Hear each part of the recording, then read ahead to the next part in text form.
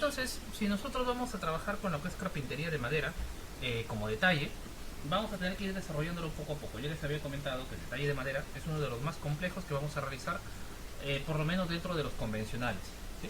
Ahora bien, vamos a utilizar este modelo de referencia. La foto la he sacado de una tienda por departamentos. Esta en realidad, en la vida real, es una puerta contraplacada que le han disimulado esos ranurados, pero vamos a hacernos a la idea que es una puerta panelada. Que es una puerta panelada, es una puerta maciza. Que es una puerta contraplacada, es una puerta hueca, ¿verdad? Donde más o menos responde a este criterio, ¿verdad? Puerta panelada, ahí lo podemos ver el detalle, cómo están. Ya. Más o menos podemos ver cómo está el detalle, ¿no? Cómo la hoja penetra dentro de los marcos y se generan estas pequeñas molduritas. En cambio, la puerta contraplacada estamos viendo que es un bastidor sobre el cual se enchapa o se contraplaca, ¿no? Con paneles de AAA o MDF u otro material similar.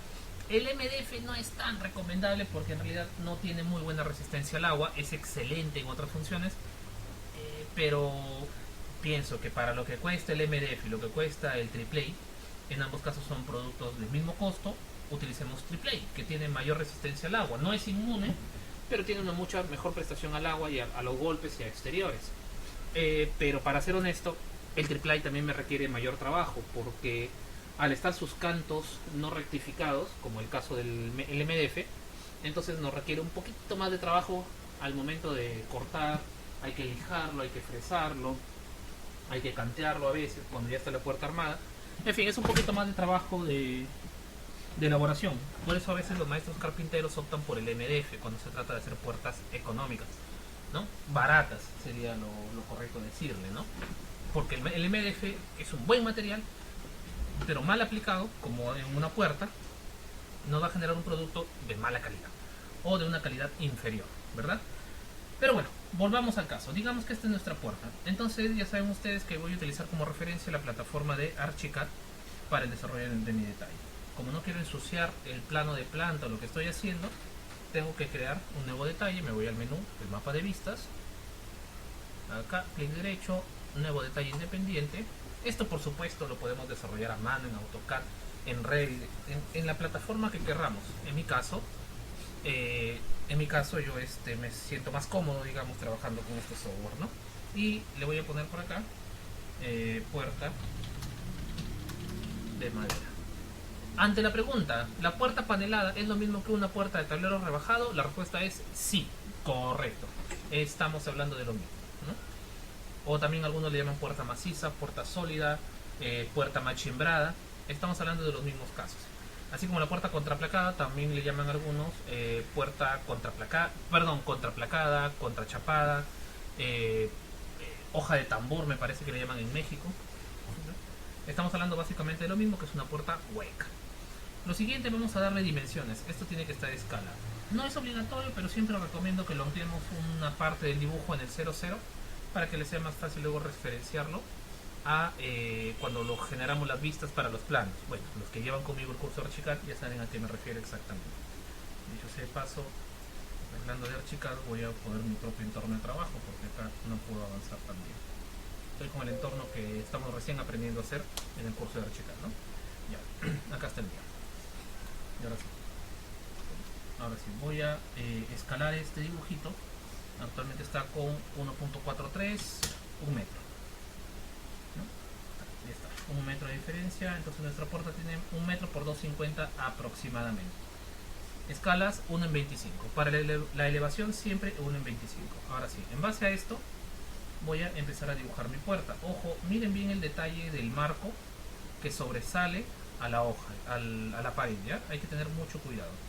Esto significa que si este es mi muro de albañilería de un lado, este es el muro de albañilería del otro lado, el contorno, detalle, elemento, como quieren llamarle, del marco sale por acá, de esta forma, ¿no? Se sobrepone. A esto se le llama cubrejunto o cubremarco, como quieran llamarle, ¿no?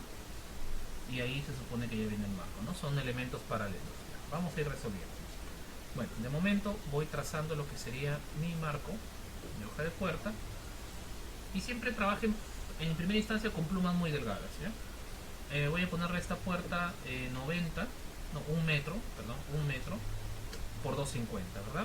Esta sería la condición, el espacio. A ver, quiero ver acá rapidito, creo que estoy en milímetros. ¿Por qué se debería ver tan chiquitito esto? Dame un poquito.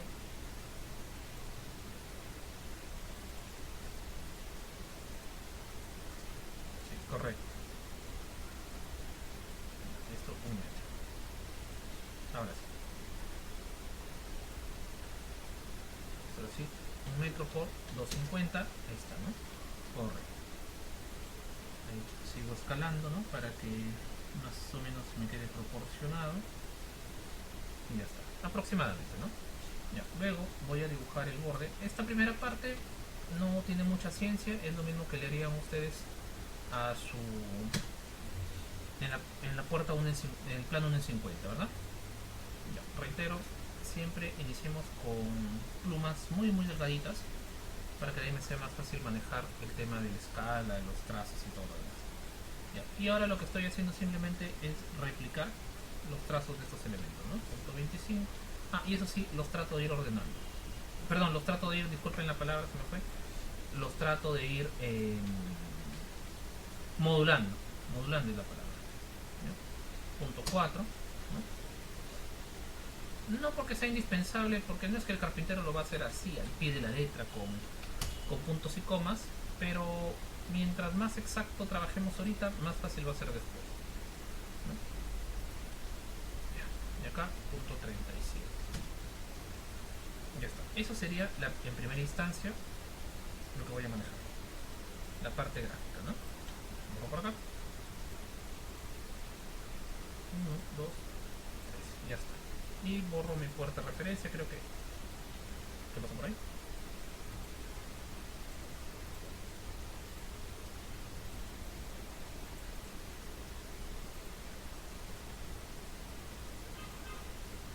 Ya está.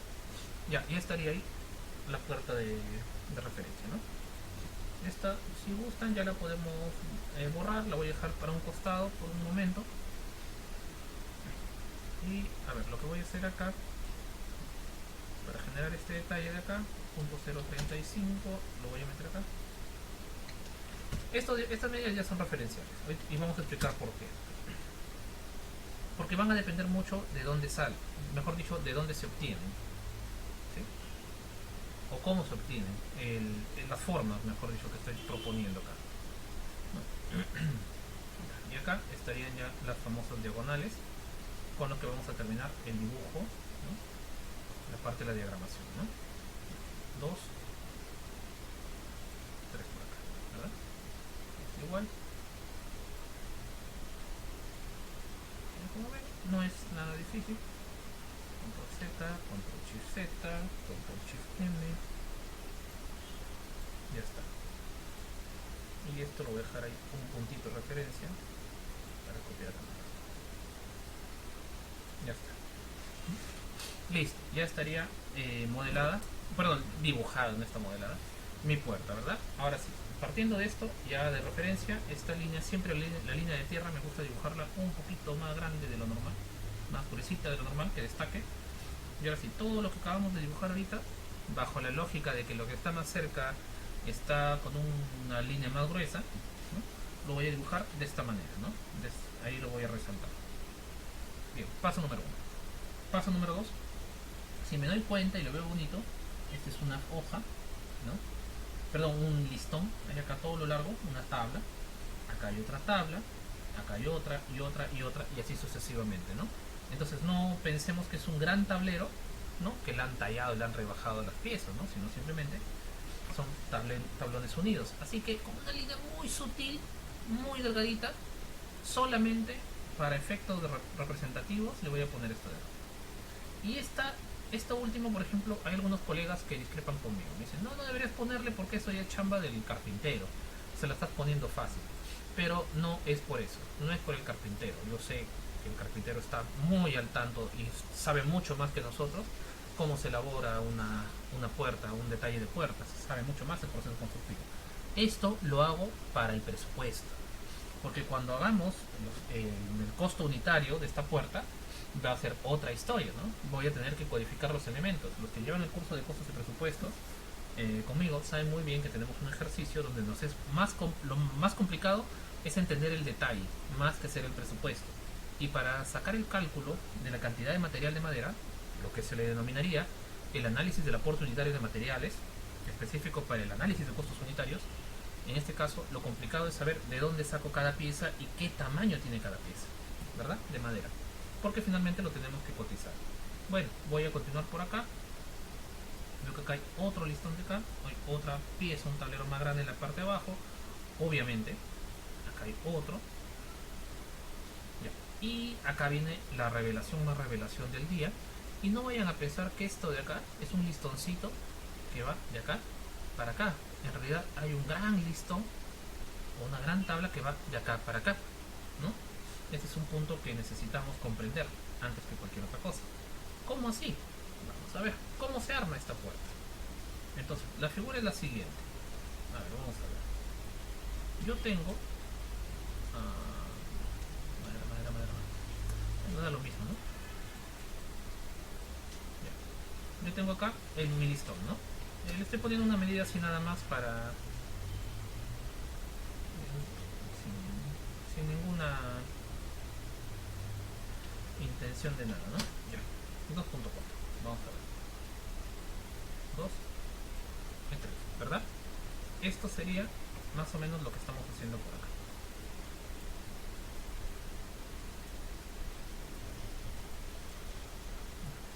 Lo que estamos buscando obtener es esto, ¿verdad?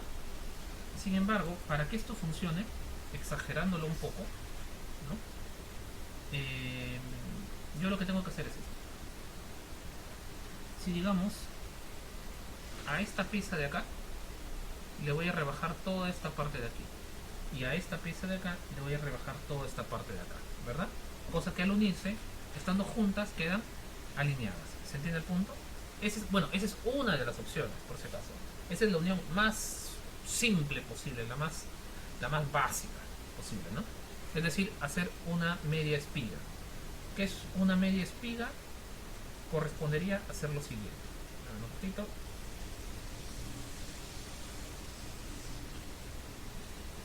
En efectos constructivos, desde el punto de vista de la carpintería, sería la más sencilla de todas, ¿no? Ya está. La media espiga correspondería a hacer esto de acá.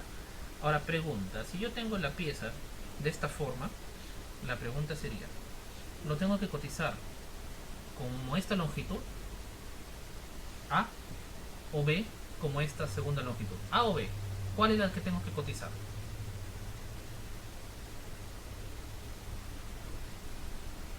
Claro, la B, ¿verdad?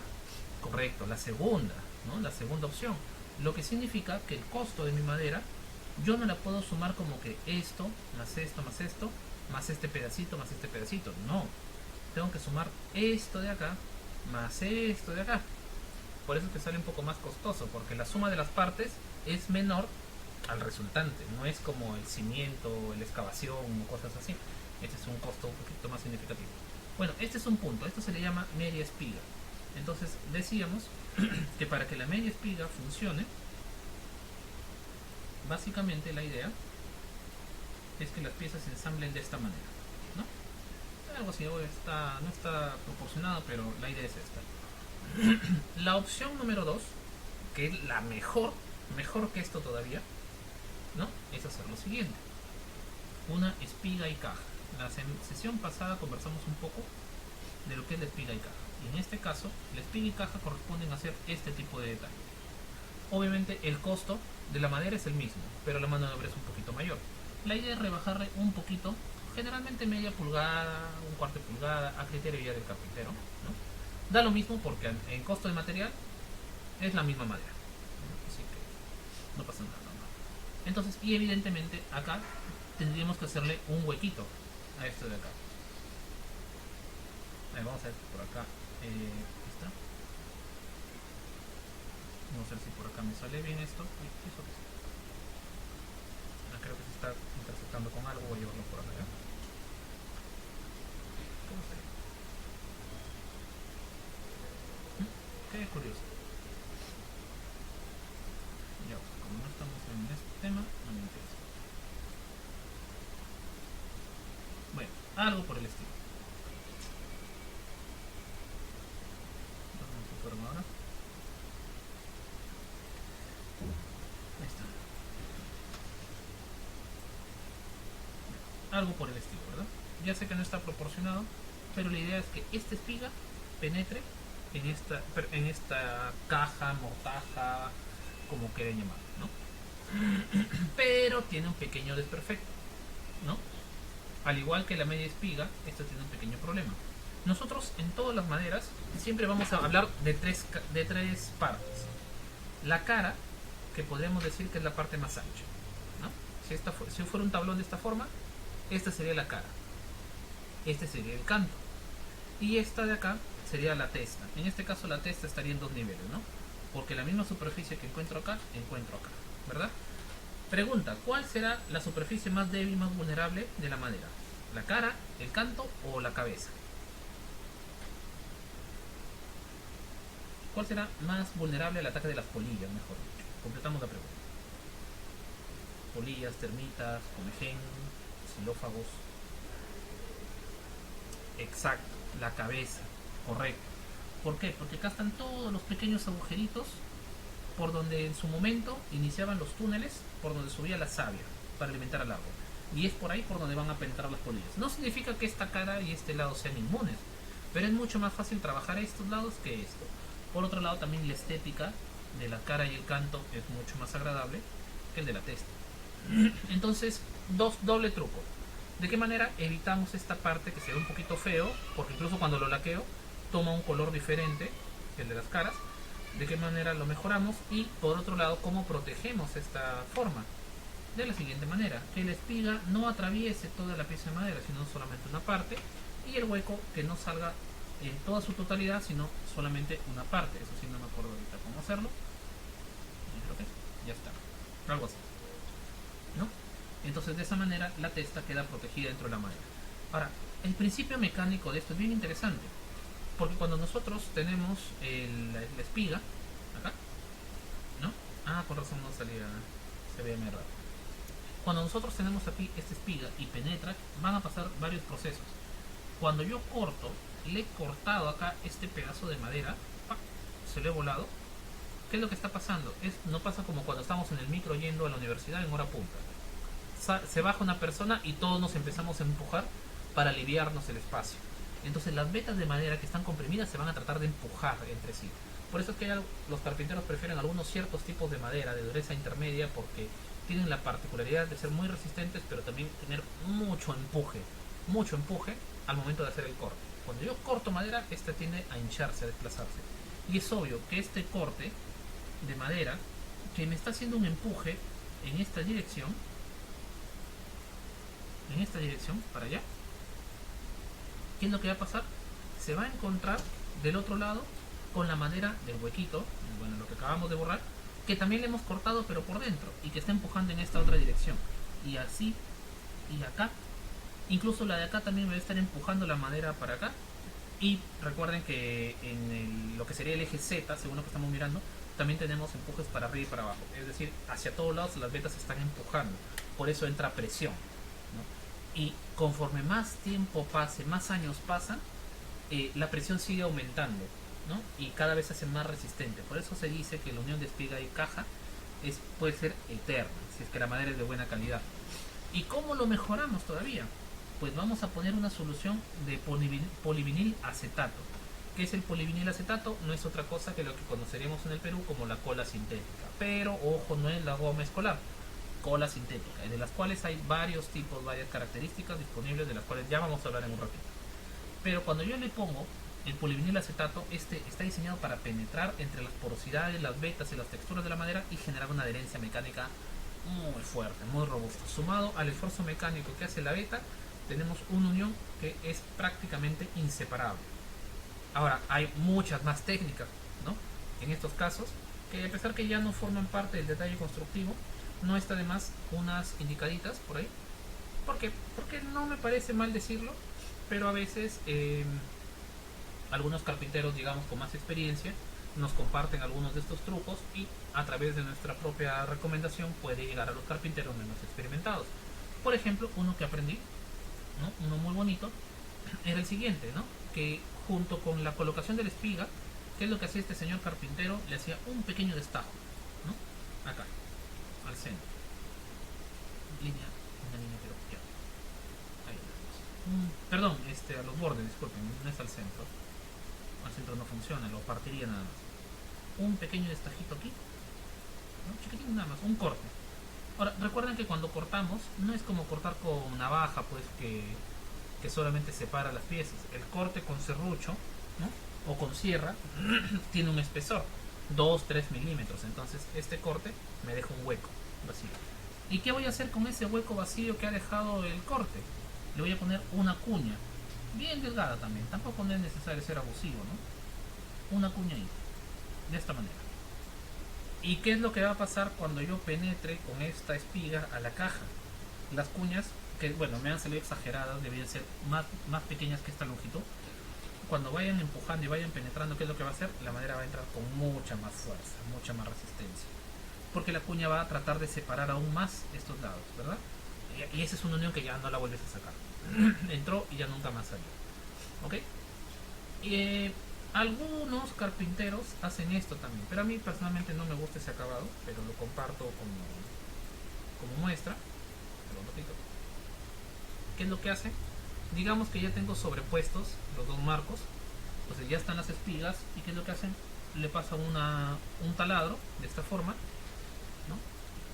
no sé, con una broca de media pulgada, o bien grande, y luego le pasan un tarugo, lo encolan y le pasan un tarugo que penetre la parte superior y la parte inferior de la caja y toda la espiga, ¿no? Entonces de esa manera también evita que se desplace hacia adelante y hacia atrás.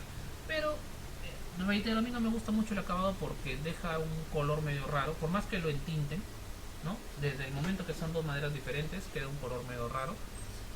Y los tarugos normalmente se hacen de maderas duras, no se pueden hacer de maderas blandas, ni intermedias y mucho menos blandas, se hacen con madera dura.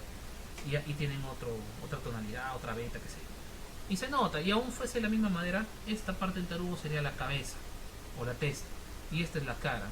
Entonces entre la cara y la testa se va a notar, hay una pastilla ahí plantada, ¿no? Pero bueno, depende de gustos. Pero de todas maneras, esta unión con un tarugo atravesado me genera una unión más robusta, hay mucha más garantía de que no se va a mover. La estética es un poquito menor, entonces ahí yo elegiré, ¿no? Si es una puerta para uso rudo, digamos de trabajo industrial, que va a recibir bastante golpe, yo diría, bueno, le ponemos los tarugos en cada espiga. Pero si lo que quiero es un acabado fino, ¿no? Un acabado delicado de primer nivel, categoría A, no lo puedo aceptar ese tipo de encuentros. ¿Estamos? Bien, el otro tema que yo me doy cuenta cuando el trabajo de carpintería es de buena o mala calidad es por la misma forma de la espiga, ¿no? El carpintero poco experimentado, ¿no? Hace que la espiga atraviese completamente la hoja, ¿no? Ya dijimos que a nivel estructural no está tan mal, simplemente es estética lo que va a tener por acá y que quede expuesto nada más la parte más vulnerable de la testa. Pero esto último tampoco es un delito porque finalmente está barnizado, así que tampoco es que lo va a destruir, pues sí hay mil formas de solucionarlo. Pero a lo que voy es que, bueno, en todo caso es el acabado, bueno, que se pierde ahí un poco, ¿no? Porque en el canto de la hoja se vería ahí grandazo, pues el hueco que le está dejando la espiga. Pero, ¿qué es lo que pasa? Esta forma de acá, esta forma es más fácil, decenas de veces más fácil de hacer que este detalle de acá. ¿Por qué? Porque acá la única forma de trabajarlo este tipo de detalles es con formones o con una escopleadora o con una fresa de inmersión pero bastante grande, una fresa enorme, o con el taladro, ¿no? Un taladro de banco y unas plantillas de sujeción pero increíble, ¿no? Pero lo común es con una escopleadora. ¿Qué es una escopleadora? Es una broca similar a las del taladro, ¿no? Que se colocan sobre un eje horizontal, ¿no? Es decir, escopleadora.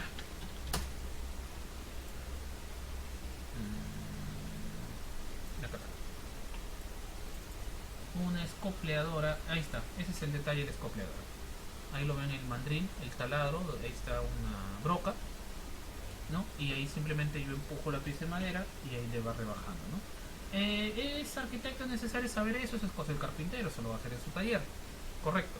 Sin embargo, es bueno que conozca los procesos constructivos para que después no me digan no se puede hacer, o hay que hacerlo a mano, me voy a demorar tanto, le voy a cobrar tanto, ¿no? A veces algunos operarios tienden a recurrir mucho a ese tipo de cosas, ¿no? De comentarios. Entonces por eso es bueno siempre que conozcamos cómo se hace el proceso para evitar literalmente que nos estén engañando. Me gustaría encontrar una mejor foto, una escopleadora. Bueno, en resumen, una escopleadora es un taladro pero echado. Ahí está, ahí está la caja de espiga. Esta no está hecha con formón, sino justamente con un escopleador. Ahí está. Bueno, este la han adaptado con otra máquina, con un router, pero la idea es esta, ¿no? Entonces, en este caso se empuja la madera para que genere la penetración y luego se desplaza de un costado a otro para generar este detalle, ¿no? Bueno, entonces tengo que hacerlo con esto, pero si se me va la mano lo parto y bueno, ya fue. En cambio acá es más fácil porque penetro de lado a lado, ¿no? Es un poquito más sencillo este desarrollo. ¿Ven? Ya, eso es en cuanto al método constructivo. Entonces ya sabemos por dónde va la cosa. Ahora sí, ya vamos a pasar al armado de nuestra puerta. Entonces ya sabemos cómo va cada cosa. El segundo punto que tenemos que considerar es la cerrajería, ¿no? Que es muy importante. Siendo una puerta de exterior, necesitamos primero determinar hacia dónde se va a abrir, si hacia adentro o hacia afuera. Bueno, sean de interior o exterior, tenemos que determinar hacia dónde se va a abrir. Y la forma tradicional de representarlo es, o punto número 1, le coloco una flechita de esta forma. Ahorita lo voy a hacer así al vuelo nada más para que se entienda la idea. Si lo coloco de esta forma, ¿qué me representa? Que la hoja se está abriendo hacia afuera o hacia adentro. ¿Qué representará ahí? Exacto, hacia afuera, correcto, ¿no? En cambio, para este ejemplo yo necesito que abra hacia adentro, ¿no? Así que tomaría por acá. No es necesario que tenga un ángulo fijo, pero bueno, en mi caso es mi TOC, ¿no? Me obliga a hacer este tipo de cosas, ¿no? ¿Qué es TOC? Trastorno obsesivo compulsivo.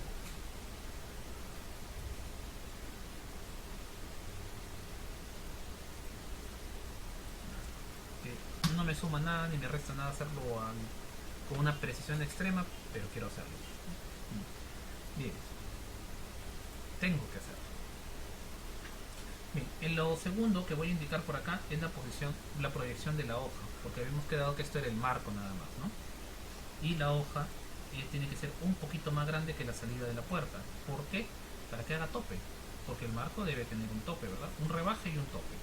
¿Qué es el rebaje? Es el acto de quitarle material al marco, ¿no? Punto 0.15. Para efectos de dibujo le puedo dar hasta 2 centímetros, ¿no?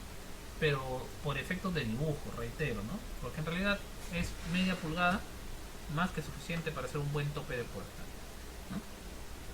Más no se recomienda porque incluso ya debilitamos el marco, ¿no? Ya lo comprometemos.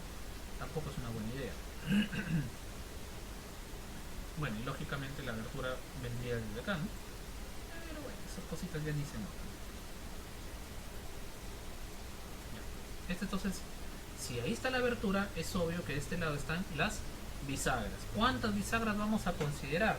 Hay que revisar las especificaciones técnicas del fabricante de la bisagra y ver qué tanto nos permite llevar, qué tanta carga nos permite sujetar. La carga es referencial, ¿no? O sea, es obvio que una puerta de estas pesará pues 20 kilos, 30 kilos, una puerta maciza de 2,50 de altura, puede llegar a pesar 30, 40 kilos. A ver, saquemos la cuenta, ¿no? La madera me pesa aproximadamente 700 kilos por metro cúbico. ¿Cuánto tiene esta puerta?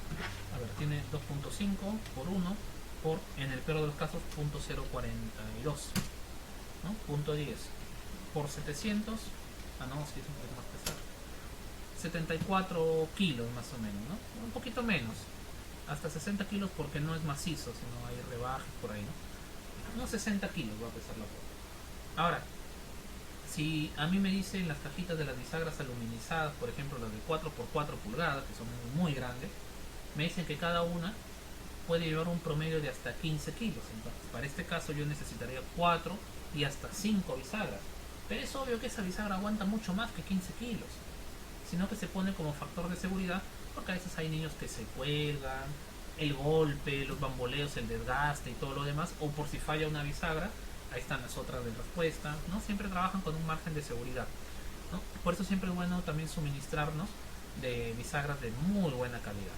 Ahí los encontramos en el mercado actual, siendo mayo del 2022, podemos encontrar en el mercado bisagras de 4x4 para puerta principal, desde 7 soles el par, hasta bolsas, hasta caja, blister, bolsas, etcétera, donde la pareja de bisagras me puede llegar a costar 60 soles, o sea, 35 soles la unidad. ¿Y por qué puede llegar a costar hasta 5 o 7 veces más uno del otro? Una, por el material, desde un latón aluminizado hasta una bisagra de acero, pues pasando por el bronce, pasando por el hierro galvanizado, entre otras cosas. Por el espesor, porque puede pasar desde una platina delgadísima de 2 milímetros hasta una pieza maciza de 3 o 4 milímetros, ¿no? Mucho más robusta. El grosor del pasador que define la bisagra, etcétera, ¿no? Son varias condiciones. Así que nuevamente siempre pedir los que estén certificados. Ahora, ¿a qué distancia empiezo a colocar las bisagras? Ya, antes de pensar a qué distancia van a ir las bisagras, déjenme recomendarles a qué distancia mínima dejarla desde el borde, ¿no? ¿Hay una distancia mínima? Sí. ¿Por qué? Para que pueda trabajar el operario. Porque si está muy alto, pegado al techo, y está mi bisagra acá, voy a estar con las manos dobladas y va a ser incómodo y no voy a poder hacer un buen trabajo. Recuerden que la bisagra va pensada en la hoja, no en el marco, sino en la hoja. Así que empezamos a medir desde la hoja. Entonces, en este caso, si estoy pegado al techo, le doy por lo menos unos 20 centímetros. Si no es el caso, unos 15 centímetros más que suficiente. Desde el borde de la hoja. ¿Estamos? Y lo mismo voy a hacer desde el caso de abajo, ¿no? ¿Cuánto tengo por acá? 15 centímetros desde la parte de abajo para que pueda manipularse, ¿no? Si es más, mejor, más cómodo para el trabajador, pero también repercute en la puerta, ¿no? Bien, entonces acá ya puedo marcar mi primera bisagra. Entonces, a pesar de que las bisagras van por dentro, solamente como un eje de... Perdón, como un tema de representación, los puedo dibujar por acá, ¿no? A partir de acá. En realidad el tamaño de la bisagra abierta sería algo así, ¿no? 0,5. Ya lo voy a dibujar como si estuvieran cerraditas ahí, ¿no? Bueno, en honor a la verdad, no la veríamos la bisagra, ¿no? Porque estaría de canto en esta posición. Pero ya, ahí estaría. Ahora sí, ya tengo la primera y la última, y ahora sí, todo lo demás lo trabajo a eje. Y de hecho, todo lo que es cerrajería, siempre, siempre, siempre lo acotamos a eje. En todos los casos, ¿eh? Acá hay una, puedo cambiarle el color para no confundirme. Azul debería ser, ¿no? Ahí está una y ahí está otra. Ya si quieren la chuchería le dibujan los huequitos de la bisagra. Alguna vez yo lo hice, pero la verdad ya no pierdo tiempo porque ni se nota al imprimirlo. Y por último, ni cuando lo revisamos en el PDF se nota. Ya quiero ponerle 5 bisagras, así que esta parte la tengo que dividir en 4 tramos, ¿verdad? ¿Por qué? Porque tienen que haber 3 intermedias. 1, 2, 3, 4 tramos, correcto. Entonces, si lo voy a dividir en 4 tramos, primero tengo que irme a la mitad. Si acá hay 1 metro 10, en la mitad 1.05. Ahí está mi primera bisagra. Bueno, la tercera mejor. Y de acá ya dividimos a la mitad. ¿Cuánto tengo por acá? 1.05. La mitad, 0.575. Pero si no me quiero hacer problemas, 0.55. Total, 5 centímetros más arriba, 5 centímetros más abajo. No se preocupen, no se va a caer su cuerpo. Y le ponemos por acá. Listo. Ahora bien, recordar que la puerta va a tener estas bisagras ancladas al marco, lo que significa que la puerta le va a generar un esfuerzo a nuestro pobre marco en esta forma. Para acá, lo va a estar jalando, ¿verdad? Para acá. ¿Sí? Entonces, nuestro marco tiene que estar anclado a la pared. ¿Y dónde voy a poner los anclajes? En primera instancia, alineados con las bisagras. No se preocupen porque el tornillo que utilizo para anclar la puerta a la pared no va a coincidir con los tornillos de la bisagra. No hay problema en ese lado. Están a alturas diferentes, normal. Pero sí recomendaríamos que estén alineados acá para que se genere ahí, justo en la parte donde va a ser el mayor esfuerzo el marco de la puerta, donde va a palanquear. Ahí le pongo su tarugo y su tornillo. Antiguamente le colocaban clavo de frente, agarraba un clavo de 4 pulgadas y pum, pum, pum, pum, pum, 3 4 clavos, lo reventaba y lo mandaba hasta el fondo del tarrajeo. Y luego lo embebía en concreto, en mortero, mejor dicho. Pero además que el acabado es un poco feo, ¿no? También corro riesgo de rajar el marco, ¿no? Y lo que es más importante, es bien complicado luego si quiero desmontarlo por X motivos, ¿no? Mantenimiento, qué sé yo, o reemplazo. Bien, y además el tema del tarugo es mucho más limpio. Pues, ¿cómo se trabaja, cómo se instala un marco de puerta? Bueno, si acá está este digamos que es el marco de puerta, este lado es la pared, este lado es el exterior, presento el marco. ¿Qué significa presentarlo? Lo coloco en la posición final, donde debería quedar, sin instalarlo, sin anclarlo, pero lo coloco ahí. Y vengo con un taladro, una broquita, y perforo el marco en la posición donde yo quiero que esté el tarugo, ¿no? Digamos acá. Retiro el marco y donde me quedó la marquita, penetro ya con una broca de concreto, con un taladro percutor, ¿no? Hago un hueco de media pulgada, de 5 octavos, aunque son poco comerciales, pero un tarugo bastante grande. Luego regreso el marco, que se supone que esto ya está el hueco hecho, y lo atornillo. Pero ¿cómo hago, arquitecto? Pero va a quedar la cabeza del tornillo ahí en la vista, pues se ve feo. Entonces para eso le hacemos un avellanado. ¿Qué es un avellanado? Ya vamos a hacer el detalle de ese avellanado, pero a grosso modo un avellanado es esto de acá. Es decir,